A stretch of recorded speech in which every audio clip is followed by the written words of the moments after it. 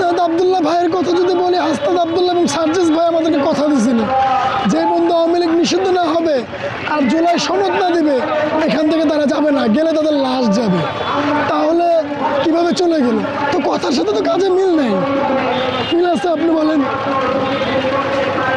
তো যেখানে হাসনাত আব্দুল্লাহ ভাই, সার্জিস ভাই, নাহিদ ভাই তাদেরকে বরাবরই আমরা সম্মান করি, কিন্তু অ্যাকচুয়ালি জানি না আমরা ছোট ভাই তাদের ভালোবাসাগুলো যে কেন পাচ্ছি না, বা বাংলাদেশে তো বড় বড় রাজনৈতিক দল থাকতে আমাদেরকে কেন আশ্রয় দিচ্ছে না, কারণ আমরা তো কোনো রাজনৈতিক দলের সাথে নাই।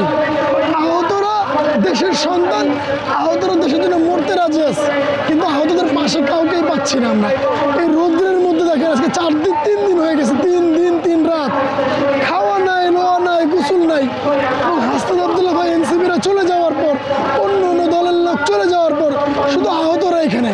আপনি দেখেন আমাদেরকে এক বোতল পানি দেওয়ার মতো লোক নাই, একটা প্রস্তাবখানার ব্যবস্থা নাই, আমাদেরকে খাবার দেওয়ার মতো লোক নাই, আমাদের সাথে ভালো আচরণ করে আমাদেরকে নিরাপত্তা দেবে এমন কোনো লোক নাই। উল্টা আমাদের বদনাম ছড়াচ্ছে। কিন্তু খেয়াল করতে হবে কমিটমেন্ট এটা কী ছিল। আর 18 কোটি জনগণকে বলবো, আপনারা আজকে আমাদের খারাপ বলতেছেন, আমরাই আপনাদের ভোটার অধিকার নিশ্চিত করার জন্য এই আন্দোলন করতেছি।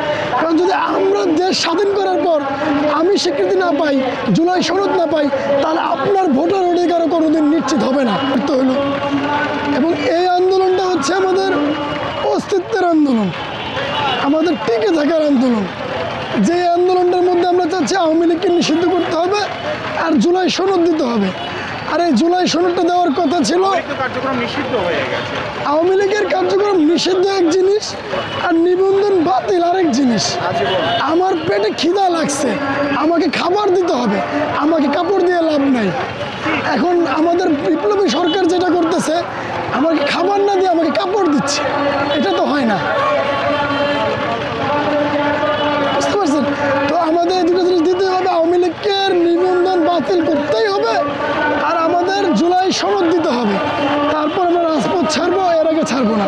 এবার আসুক কোনো বড় ভাই, আসুক কোনো বড় দল, তাতে আমাদের কিচ্ছু যায় আসে না। কারণ বরাবর আহতরা একা একা একা, তাদের পাশে কখনো কাউকে পায় নাই, কেউ আসে নাই। সমন্বয়করা আমাদের সাথে কোনো রকমের সমঝোতা করে নাই।